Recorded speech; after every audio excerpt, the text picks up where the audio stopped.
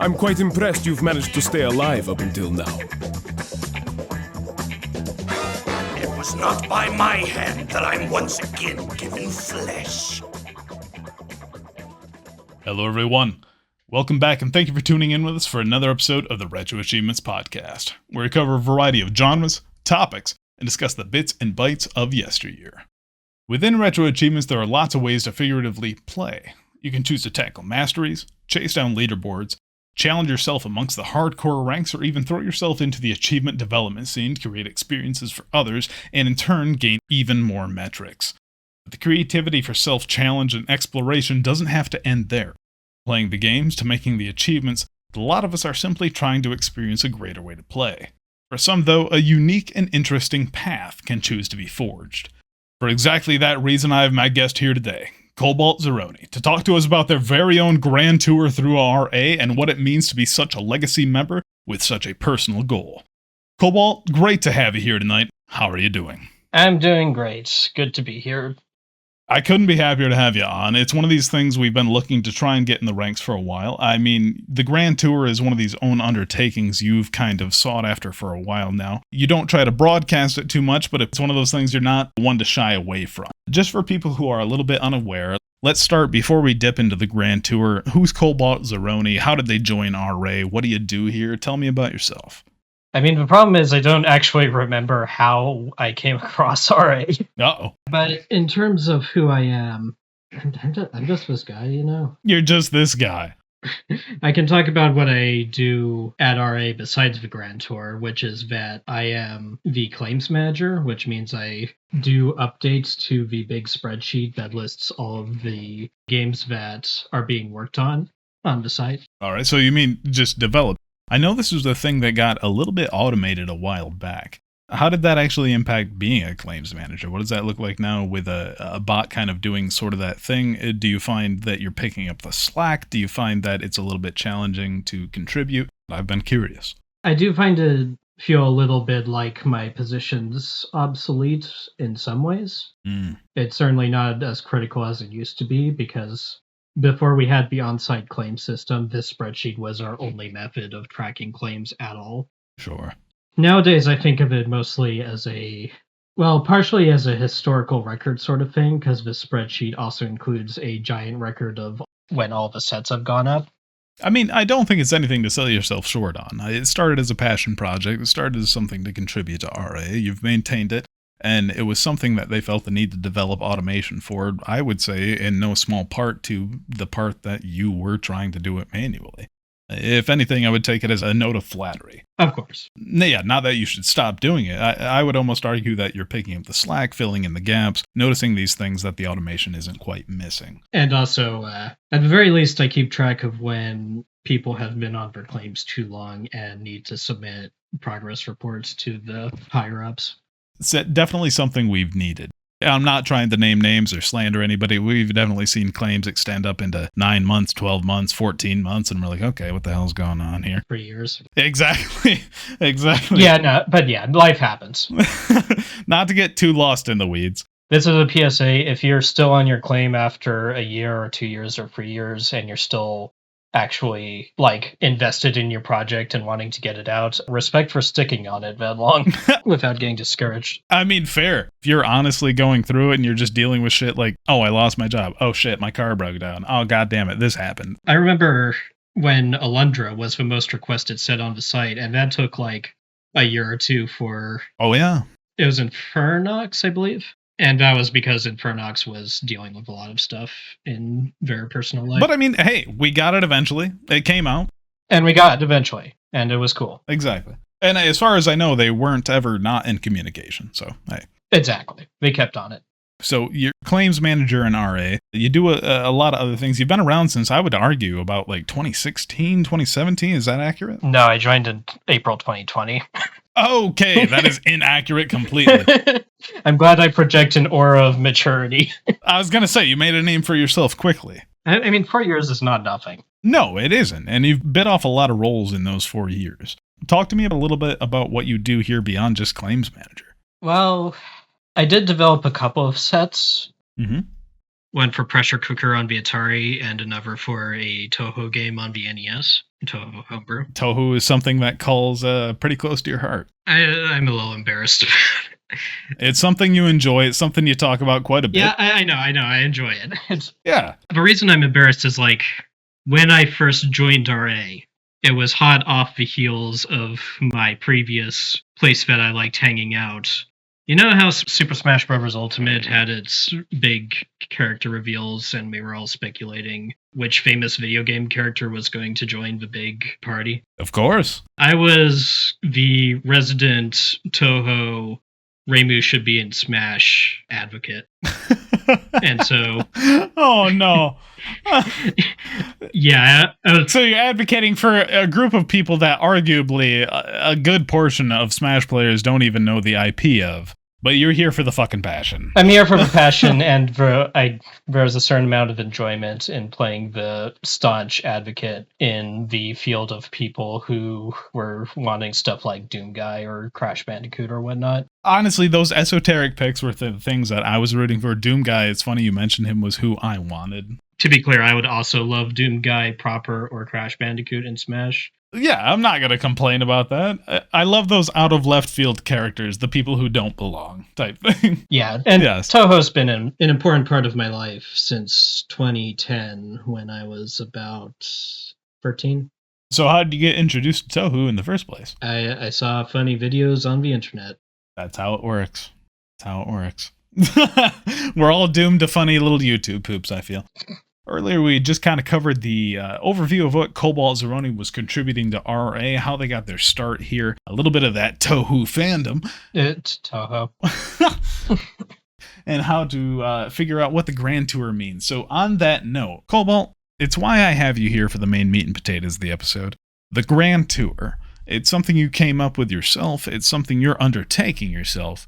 Give us an idea of what that means. All right, so if you've ever been on RA and looked at the URL of a game's page, you may have seen there's an ID number in it. Mm-hmm. Like Sonic the Hedgehog is game number 1, Disney's Aladdin for Genesis is game number 2, etc. The order of which the games were devved.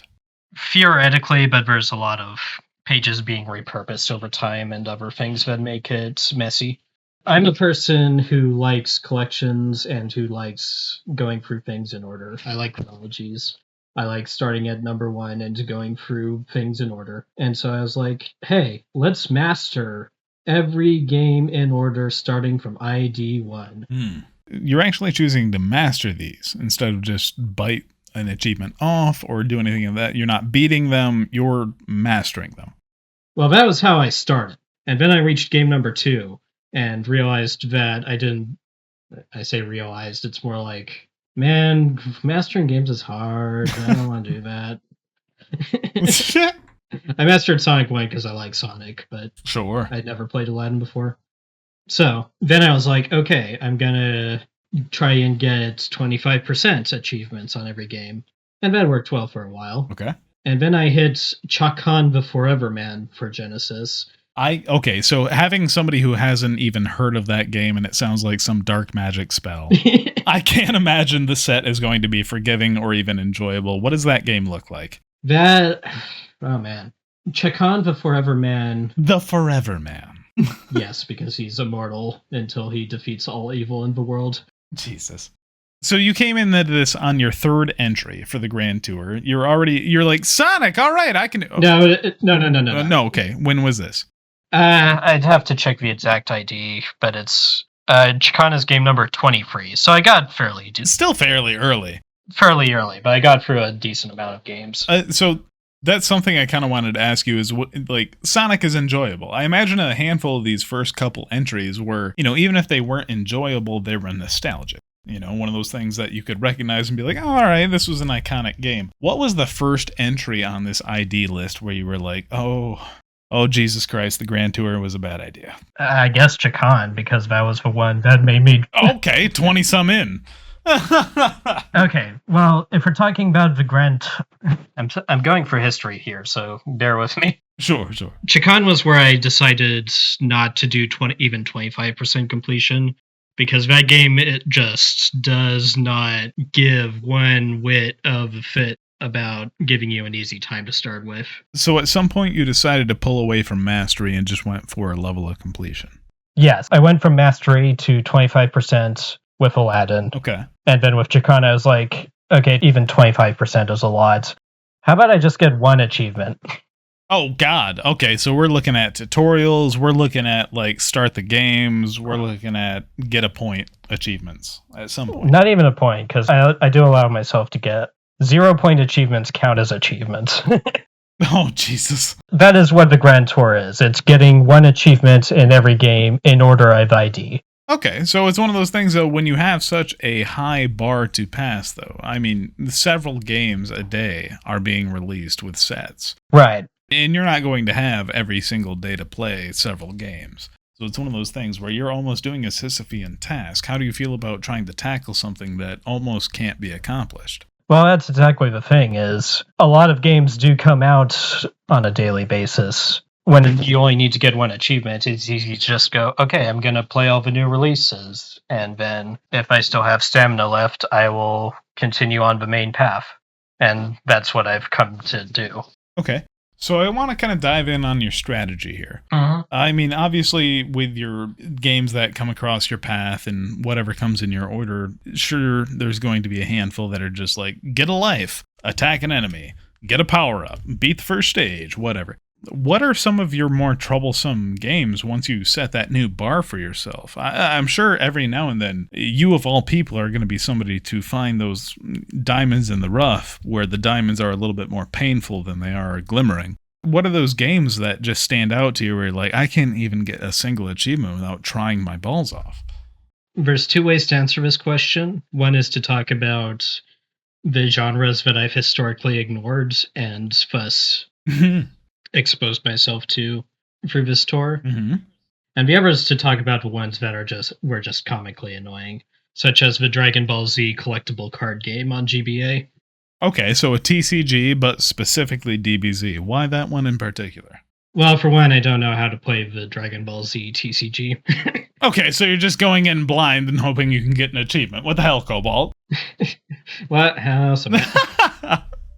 The DBZ CCG on GBA is very clearly a budget shovelware game, and the UI is incredibly kludgy and opaque, and not fun to work. Did the set not really enable you to work around that? I mean, just being able to grab one achievement.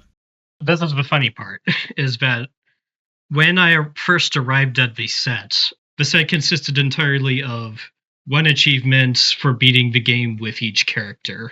The entire game. Okay. So you just have to beat the game once, but the game itself was such ass that it's going to prove restrictive.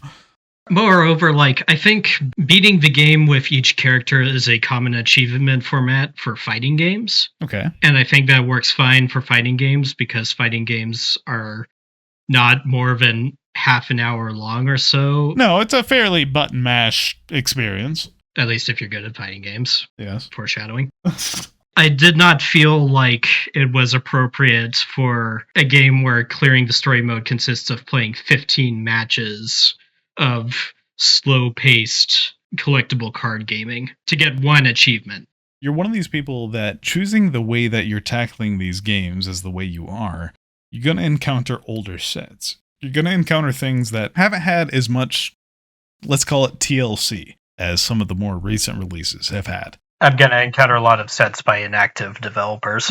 Not only that, but you're going to be able to find things that either false proc or don't proc or otherwise don't work anymore. And I just kind of wanted to ask, how do you go about those situations where an achievement is either broken in your favor, out of your favor, the dev is inactive? What does that look like on the Grand Tour? I'm sure that derails the train. I mean, I respond to it the same way anyone else who encounters a broken achievement does. I make a ticket. Okay, hold on now. I'm going to jump in. You may laugh, but I'm going to jump in front of you. There's a lot of people who, if the achievement breaks in their favor, won't make a ticket. This is fair, and I do have a pretty strict code of honor about these things. If I get an achievement that falsely pops, I will make a ticket, and I will reset the achieve. All right. So that I haven't earned it every time. And if that means that I need to put in more time to tour it, so be it.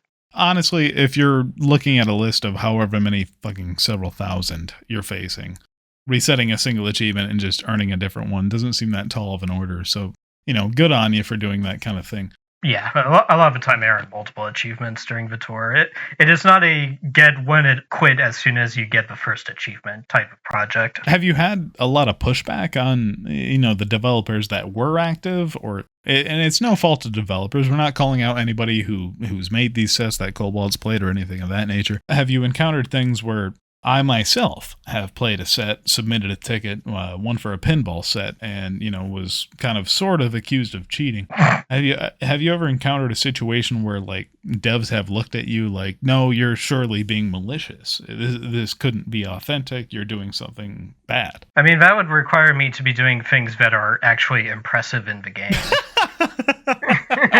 All right, fair. I guess you have to actually be earning more than just start the game achievements. Huh. But to actually answer your question, Fo, I did get yelled at once. Oh, really? For submitting a ticket because I thought an achievement wasn't broken when in reality I just didn't understand how the relevant mechanic worked because I jumped straight in without reading a manual, as I often do. I assume this was some kind of RPG or otherwise. No, it was just a Game Boy platformer where I never tried pressing select and so thought... didn't realize that you could switch weapons or something like that. I suppose those are pitfalls that, you'll encounter when you play every damn game out there. But ever since then, I've made it a point to, before I submit a ticket, make sure I am certain that what happened was actually an error and not just me being naive. Good. Yeah, I mean, recreation and being earnest in your submission is one of those things that goes a long way. But one of the things that you mentioned previously, and it kind of segued in my next question there, you play a lot of genres. You're just naturally with this format that you're undertaking, you're going to expose yourself to a lot of different experiences, a lot of different games, a lot of different set designs and philosophies. Right. I kind of wanted to zero in on that philosophy part. Are you able to identify how a set is constructed? We have a lot of old school devs around here. We have a lot of new school devs that have made a name for themselves very rapidly. I'm sure you would agree. Mm-hmm. Just like a guitar player in a band can have a sound that's very unique. We almost are getting to the point now where an achievement set can have a flavor that's very specific to that dev. Are you finding in your Grand Tour that you're able to start identifying some of these devs and their flavors, or is it still unique in each game that you play? Oh, yeah, absolutely. All right. Of course, the first example I think of is someone who is no longer active as a dev, Julius Salsa. So I'm not super familiar with them. I think they were before my time. I came in around January 2022. I think they were one of the earlier devs. What were some of their call signs? What were some of their signifiers? If you ever play a set and it has sets of themed challenges for every level that are numbered with room and numerals, it's probably a salsa set. Ah, all right. So it's in the title itself. Yeah, at least in the titling, and also Salsa likes to make sets that are very dense with, put a lot of dense challenges on every level. Every level has to have a speedrun challenge and a full find all the items challenge and a damageless challenge, that kind of thing. Now, do you feel that's milking a little bit too much out of individual levels, or do you feel like that's getting every bang for your buck? And I'm not going to fault you either way. This is perspective. I tilt towards the bang for your buck perspective, but I've never been the type of person who obsessively play masters games. No, and I'm right there with you. I could see it getting exhausting if you're actually trying to master everything you play. No, if it was the point where I was going to master everything I'd play, I'd never play anything on this website. I've been no person to shy away from it. I come to here and play what I want to play. I play what's enjoyable. I try to have a good time. I'm not too intimate or familiar with salsa sets, so I can't weigh in on it too much. But it is interesting to note that you do have some kind of familiarity and can kind of taste the flavor of a dev's set design. Is there anybody else that you'd be able to pick out? Well, the thing about being claims manager is you kind of are aware of what everyone is working on. So I really notice what types of games people like to work on, I suppose. All right. So what are some of the things you've seen? What are some notable people? And it's feel free to shout out, feel free to ignore, feel free to obfuscate, do whatever you feel. Yeah. What are some of the things that you think the RA community would get a kick out of knowing like, hey, this person really likes doing this? Wellhide Warrior. Metal Gear Solid. Likes to do Metal Gear Solid, but also the rest of the sets that they do are like sets that are dense for games that are dense with content. It's more intricate. Yeah, and I guess I'm talking about it in terms of there are other devs that I know that Hexadigital and Signs are the two that come to mind at the moment that primarily focus on smaller sets for homebrew games and whatnot. And of course, for developers who mostly do Mario World hacks or Mario 64 hacks, like Stefan or Dime. That was something I was going to ask you about is Signs and you get along pretty well. And I as far as I know, there's some kind of Venn diagram. I think you guys enjoy the same types of games. Maybe so. So it's not that you like talk too much or like, get on too well or do any of those things. I just meant you enjoy the same types of games. I think he has an acclamation to those SMW hacks. I think you do as well. I think there's some kind of Venn diagram crossover between the SMW hacks and the Touhou world. It's almost like a glutton for punishment mentality. I wanted to talk a little bit more about like what you're looking at deving in the future. I wanted to dive in absolutely more on the Grand Tour and what you're looking at in the current presence and what you're looking at for what's in the future. But that's all going to be when we get back on the Retro Achievements Podcast, guys. Write in the Retro Achievements Podcast at gmail.com for a listener mail to be read out on the air, and we will talk to you when we get back. Optic blast. Excellent! All right, everybody, welcome back to the Retro Achievements Podcast. We're sitting here with Cobalt Zeroni. We're talking about the Grand Tour. We're talking about a little bit of the troubles and tribulations he's faced along the way. We're talking about some of the successes, talking about some of the homebrew and interests that he's had along the RA community experience, but we still have a lot more to cover. Looking on that path, Cobalt, you've had some of these difficult games face yourself. You've had some of these trials. You've had some of these things that proved a little bit more troublesome than you would expect. What were some of these road bumps in the Grand Tour? What were some of these difficulties between hardcore and softcore? I imagine at some point you had to look at changing it over if you wanted to proceed. Well, pretty much as soon as I hit any Kaizo Mario World hack, because I'm not that caliber of player. I mean, neither am I. I mean, I played Mario World or Mario Maker or whatever it was on the Wii or Wii U, and I used to think I was pretty okay at video games, Cobalt. Used to think I was pretty decent. Used to think I was, a regular video game player. And I played Mario Maker, and I realized You saw God. Yeah, and then I came to RA, and I was like, not only am I dog shit, I'm possum shit. So please, go on. So I do use softcore to tour things, usually for Kaizo hacks. Less often than you'd think, though, because a lot of the Kaizo sets on the side do have things that feel doable for me. I'd imagine those first level in a lot of the Kaizos or the Mario hacks want to introduce you to the world of hardcore Mario. So while they'll be difficult, they're not going to be impossible for the average person. Am I right on that front? The first level is one thing, but there's a lot of the sets will just have achievements for like, go and do the info center where you can learn about the different blocks or get this moon in Yoshi's house. All right, so you can kind of cheat out of this a little bit where you're just, okay, you're not even, come on, Cobalt. That happens a lot on the Grand Tour, but I get achievements and I get to skip. Your Grand Tour is getting a lot of, cheat outs. Yeah. Well, yeah, you try playing through 8,000 games without taking some shortcuts. I kind of brought it up in the previous segment. There's a lot of games being released every day. Is that just a way that you try to, make up ground, or are there games that you find yourself spending more time on than you need to just because you enjoy them? I mean, that was always one of the high-minded justifications for the Grand Tour, is it makes me play things that I would never have the motivation to play otherwise. And sure. Often that just means I'm touching the game and being like, yep, I still don't like this genre. Moving on. But I've discovered a fair amount of things that I liked a fair bit that I wouldn't know about. And I've gotten better at some of the genres I'm bad at, like fighting games and skating games. Now, I'm sure you encounter a lot of, we'll just call them broken IDs, where you go to enter in your next, number in the range and the next sequential entry, and you find that URL no longer redirects properly.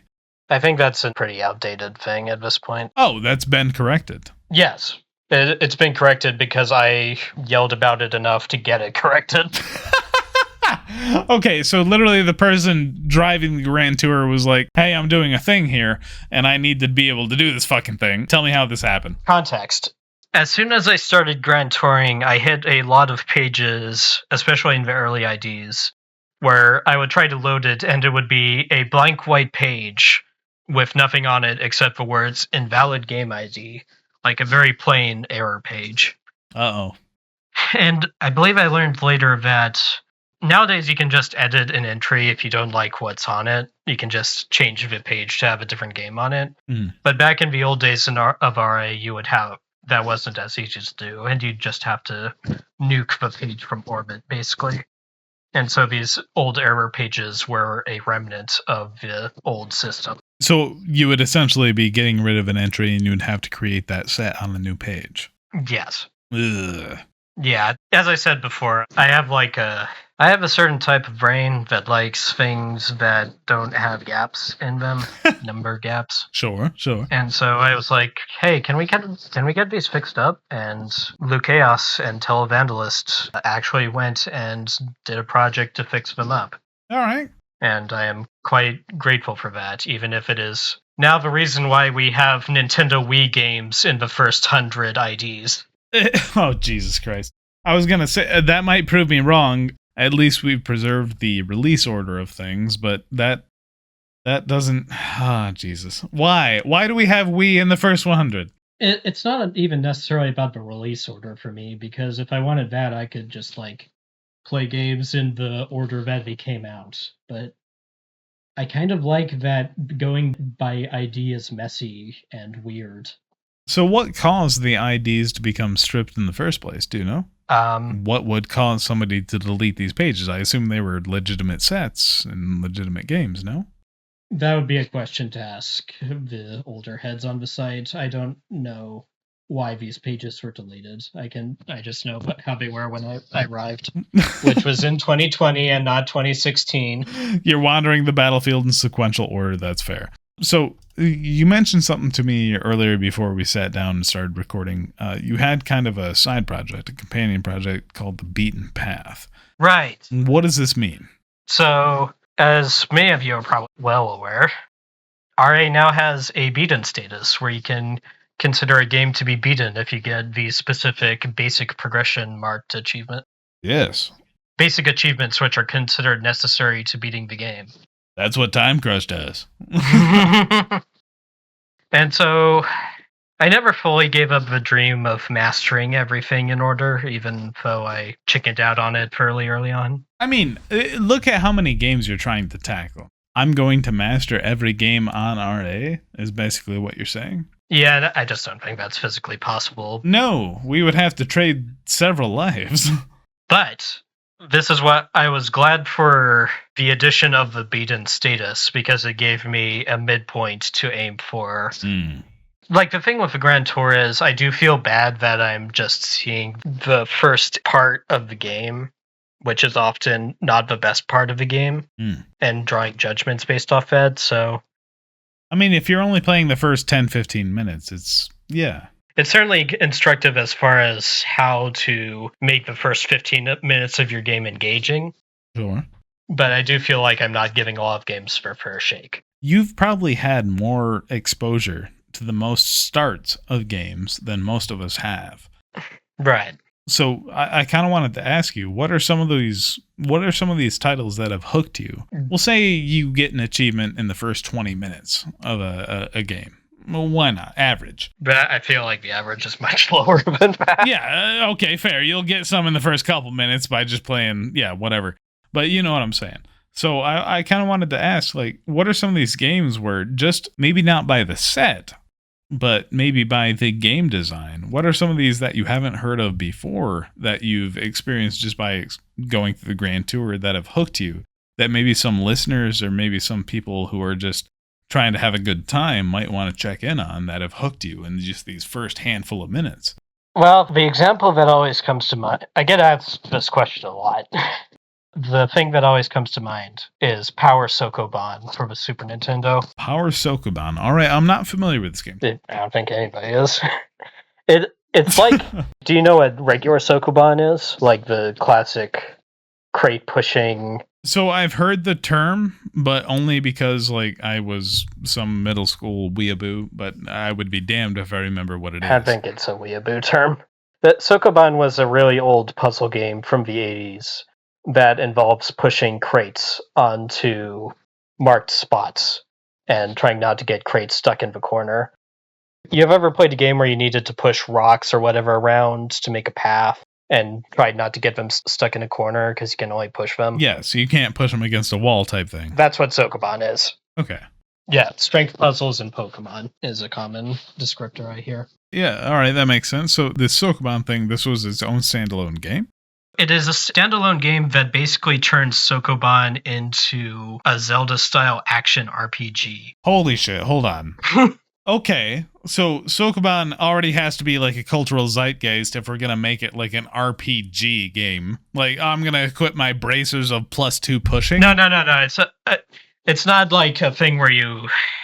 I draw the Zelda comparison because it's like a top-down game that's like each level is a big map, like a Zelda dungeon with lots of rooms to go through. But instead of doing Zelda-style puzzles to get out of the rooms, each room is a Sokoban puzzle. You push things. You push things, and you fight off very basic enemies as you push things. Okay. And you solve the puzzles, and I believe you get like items to increase your maximum health and stuff as you are pushing, like, for each puzzle you solve. And this was a game that absolutely hooked you for some reason, unbeknownst to your reasoning. I mean, for one, I have a higher tolerance for that kind of puzzle than most people seem to. I like puzzles.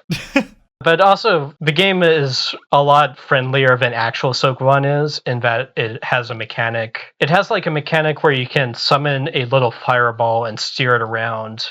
By directing the fireball into the crates or rocks or whatever, you can push them without having to physically be behind them. And that lets you do a lot of things that you can't do in normal Sokoban. Right, you almost get like a telekinesis hand type thing. Yeah, and that makes it a lot less of a pain in the butt than a typical puzzle of that sort. I don't know, it's just chill and fun and creative. So not that I'm disappointed in you having a good time and enjoying yourself, but where are you at in the Grand Tour right now? Where do you stand amongst the rankings? How do you expect to end this thing? Do you expect to end this thing? Like, I worry it's a Sisyphean task, but I mean, if you have hope, I have hope. I have more than just hope. I have concrete evidence that I am not being outpaced completely. Oh, shit. So in terms of ID, I recently passed the game ID number 10,000. That's why I'm here at all. All right. Because I hit that big 5-digit milestone. Excellent. All right. What was game 10,000? Do you recall? Something for a list for the Master System. All right. Nothing too notable. Some shmup fans might give you some hassle for saying that. The list is well loved. Come at me, shmup fans. But all right. So you're still advancing on. What is this concrete evidence that you have that you can complete it?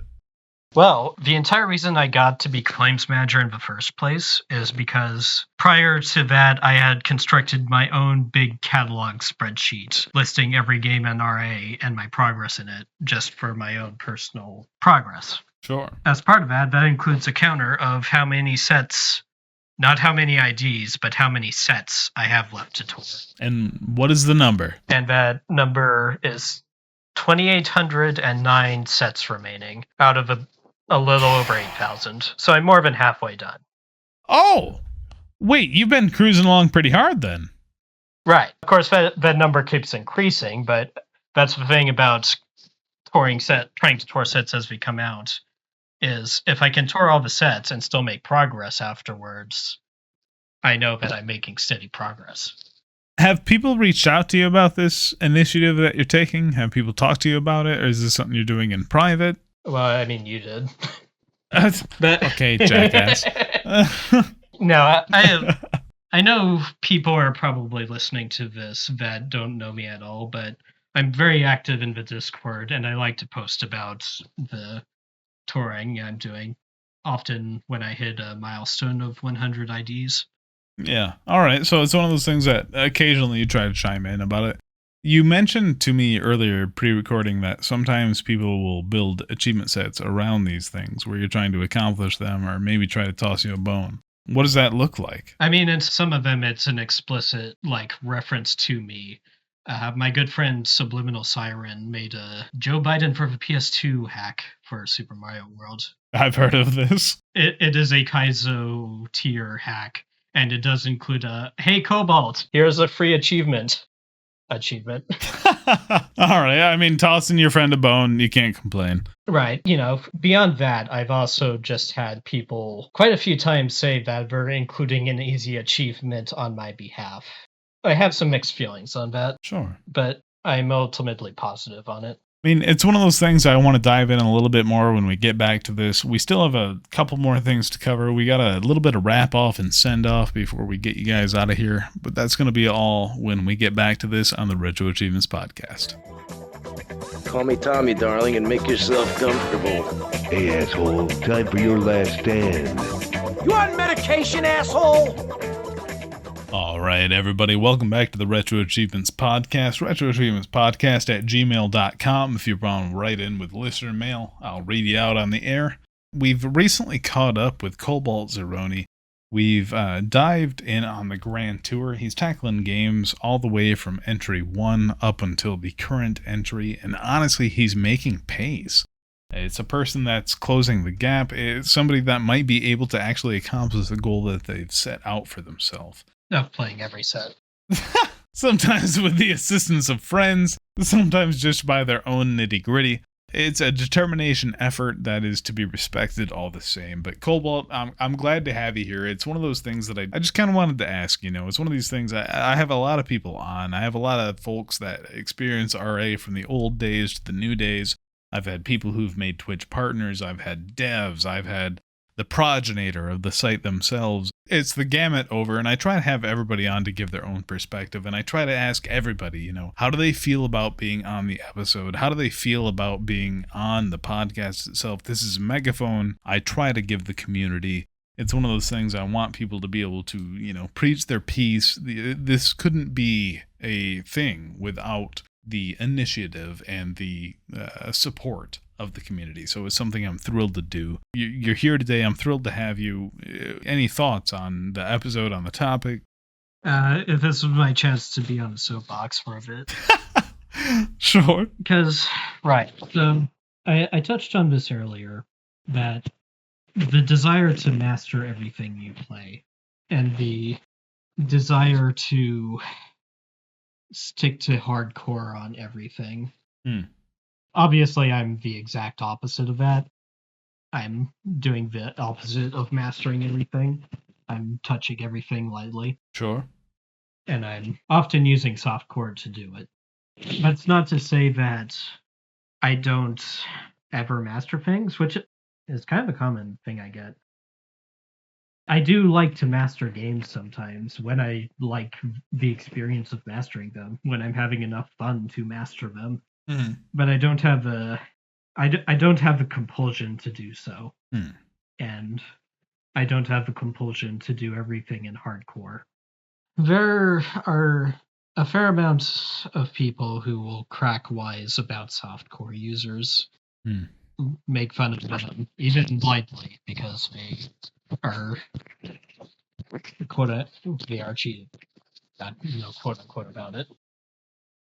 And I reflect a lot on the fact that playing games is not just a pastime for people that are competitive. Sports is kind of that way, but not even that. It's like there's lots of reasons to play games besides just to show that you're good at them. there are lots of ways to have fun.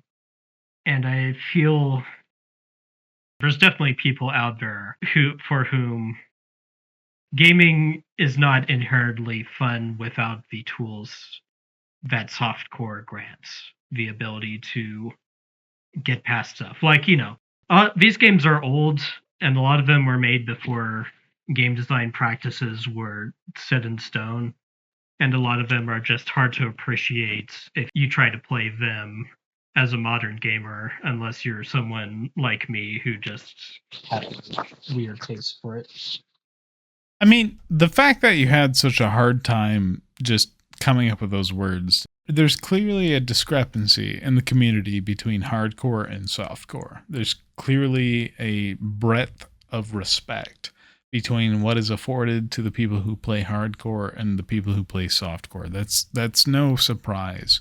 I still remember when there was a softcore tears emoji. Exactly, but it's one of those things that, like, you hear it in your voice. You're worried about these kind of things, but like, ultimately, I think the message that you're trying to take home is just, you shouldn't be ashamed if you're having an enjoyable time. If you're trying to play the game for something you're, having fun with, just fucking play the game. That's true, and there's a flip side to it, which is don't be ashamed of the way you play the game, and also don't give other people shame for the way they play the game if they're still playing within the established rules. Now, hold on now. You opened up a can of worms there. Yeah, okay, go for it. The established rules. Are you talking about like these hardcore, damageless, deathless, like the established rules implies that's the proper way to play? I wouldn't say hardcore is the proper way to... The only thing that makes hardcore the proper way to play is that you get more set requests for doing it that way. Otherwise, it's just, do you want to play with cheats or not? That's a choice. Both paths are valid. There are people who want to test for themselves, and there are people who want to not worry about beating their head on whatever stupid game. There's frankly a position for folks who just want to enjoy a gaming experience. Yes. Maybe you only have a few hours to sit down and play this game. Maybe you don't want to try to literally, beat your head against the wall and learn the pattern for every single little enemy. Maybe you just want to see what happens at the end of the RPG you're trying to experience. And that's a fair time. RPG. Yeah, you should be able to sit down and do that. And the thing I always think about is platformers are my favorite genre, and this is maybe my favorite platformer ever, so that says a lot, which is Celeste. Okay. That classic mountain climbing platformer. Fairly modern, which quite famously had an assist mode, which lets you do things like become invulnerable or turn on infinite jumps or infinite air dashes to whatever degree you wanted. And so that was it. That was basically a game that wanted you to experience it in itself. Yes, and this is the key point. Celeste is an intentionally challenging game. It is a game about climbing a mountain. It is a game that is very hard as part of its thematic point about climbing a mountain as metaphor for overcoming personal challenges. And it says up front, hey, we want this game to be challenging, and we think you should try and play it when it's challenging. But we recognize that not all gamers are built the same. If you find that Celeste is inaccessible, we hope these tools will help you enjoy it. And that's the philosophy that I subscribe to with all games. I was going to say that almost ties in perfectly to how I kind of wanted to wrap this up and send it off. I'm sure there's a lot of games you've experienced and approached and tried to tackle that have faced a lot of different trials and tribulations. I'm sure there's a lot of achievements that might have come early, but just likewise, there's games who've provided achievements who came late. If you had any advice, if you had any supportive words, if you had any encouraging thoughts to give the people who are just trying to play some games, trying to have some fun, maybe they're not even trying to do this grand tour and, unlock achievements. What if they're just here? What if they're just part of the Retro Achievements community and they're verified, they're new, they're trying to embrace themselves in the culture and see what there is to offer? Is there anything you would tell them from an experience that you've, had through all these games, that community members, what would you tell them? I mean, that's the point I've been building to, is just play games the way you want to, and don't give people hassle for playing games the way they want to. We are all... Like, the entire reason we have hardcore and softcore modes is so that the people can play games the way they want to and not step on each other's toes while doing it. The competitive people have their competitive mode, and the people who just want to chill can play chill without stepping on the competitive player's toes. You get what I'm saying? It makes complete sense. It's one of those things that I just wanted to hear it from your mouth, pretty much. I appreciate it. Yeah, it's having the guest on is one of those things that I tried to get their perspective, try to get their read on it. And I think your whole takeaway, if I could surmise, is just try not to fret the community. Try not to fret what's going on in the background. Play what you want to play. Enjoy what you want to enjoy. Do it in the way you want to do it. If that's with save states, if that's with cheats, go ahead. Who's going to fault you? Yeah, you shouldn't be worried about your ranking, where you fall, how you're... Or your average. Identified. Yeah, if you're having fun, you're doing it correct. Am I right in that aspect? Right. Yeah. Excellent. Well, honestly, I couldn't hope for a better end to that. Guys, I just hope everybody who's listening today just tries to dial in on the Retro Achievements experience to have fun. Ultimately, you should be here for that experience and that experience alone. Mm-hmm. If you're trying to beat yourself against the wall, trying to climb the ranks and trying to just do that and it hurts you, stop. Come on. The Grand Tour is a perfect example of that. I will say that the blurb on the front page does frame RA as an experience for competitive people, so...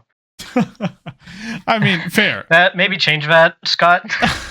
I can't talk to that measure, but it's one of those things where it's like, as far as I've been around, I've just chosen to play the games I want to play, maybe the things I grew up with. I'm not worried about mastering anything, and I still have a hell of a time. Cobalt here, this entire episode has told you about how he's chosen to undertake a mission of his own design. Rather not mastering, but biting off an achievement in the set catalog that has been released in A to Z. It's a beautiful experience. You can choose your own challenge. You can choose what makes you valuable in RA. And it shouldn't be discouraged to tackle that own reasoning. But any final thoughts, Cobalt, before we get out of here? That's my final thought. Just bye. Bye. Thank you for having me on. All right, everybody. Well, bye. Yeah, bye to everybody. And we will see you next time. Bye-bye.